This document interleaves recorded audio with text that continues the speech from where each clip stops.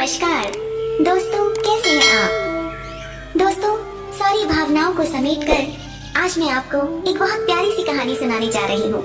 उम्मीद करती हूँ आपको पसंद आएगी। एक टापू था जहाँ सारी भावनाएं रहा करती थी। एक दिन सभी भावनाओं को पता चला कि वो टापू डूबने वाला है। सबने अपने बचाव के लिए नाव का निर्माण किया और वो टापू छोड़कर जाने लगे। लेकिन प्रेम वहीं रहा। प्रेम आखिरी संभव क्षण तक उस टापू में रुका रहा। लेकिन जब उसे लगने लगा कि अब टापू पूरी तरह से डूबने के कगार पर है और अब वहाँ रुकने का कोई औचित्य नहीं है, तो वो वहाँ से निकलने के लिए सहायता खोजने लगा। उसी समय उसकी दृष्टि समृद्धि पर पड़ी, जो एक बड़ी नाव में वहीं से गुजर रही थी। प्रेम ने उसे पुकारा और पूछा, समृद्धि, क्या तुम मुझे अपने साथ अपनी नाव में ले चलोगी? समृद्धि ने उत्तर दिया, नहीं प्रेम, मैं तुम्हें अपनी नाव में नहीं ले जा सकती। देखो, मेरी नाव में कितना सोना और चांदी भरा हुआ है। किसी और के लिए तो इसमें जगह ही नहीं बची है। ये कहकर वो आगे बढ़ गई। कुछ देर बाद प्रेम को दम्भ अपनी बहुत ही सुंदर नाव में वहीं से गुजरती हुई दिखाई पड़ी। उसने उसे रोककर अनुनय भरे शब्दों में कहा, दम्भ, कृपा करके मुझे अपने साथ ले चलो। उसकी बात सुनकर दम्भ तपाक से बोली, अरे नहीं, तुम तो पूरे भीग चुके हो। तुम्हारे मेरी नाव में आने से मेरी सुंदर नाव खराब हो जाएगी। फिर वो अपनी आंखें फेर कर आगे बढ़ गई।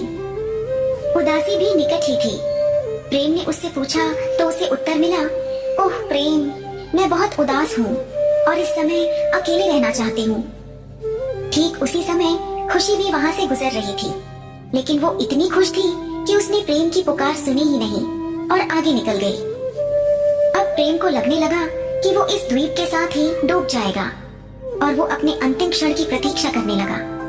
तभी एक गंभीर स्वर उसके कानों में पड़ा, आओ प्रेम, मेरे साथ आओ, मैं तुम्हें ले चलता हूँ। ये सुनकर प्रेम खुशी खुशी उस नाव में बैठ गया।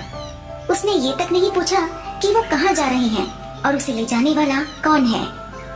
सूखी धरती पर पहुँचने के बाद उस गंभीर आवाज ने प्रेम को वहाँ छोड़ दिया और अपने रास्ते पर चला गया।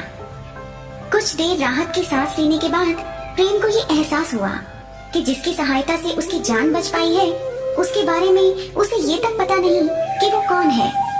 वो ज्ञान के पास गया और उसने पूछा कि उसे बचाने वाला कौन था। ज्ञान ने उसे बताया कि वो समय था।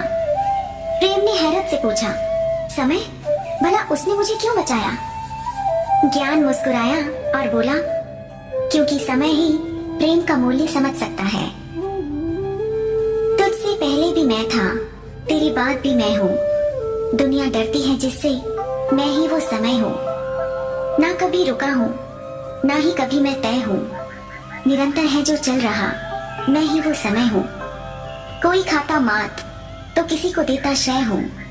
जिंदगी की बाजियां खेलता, मैं ही वो समय हूँ। दोस्तों, कहानी पसंद आई हो तो लाइक कीजिए, शेयर कीजिए और अपने कमेंट्स भेजकर हमें बताइए। जल्द ही लौटूंगी एक और जज्बातों से भरी कहानी लेकर।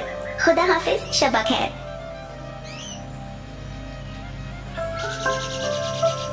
मेरे चैनल और इस शो को सब्सक्राइब करें।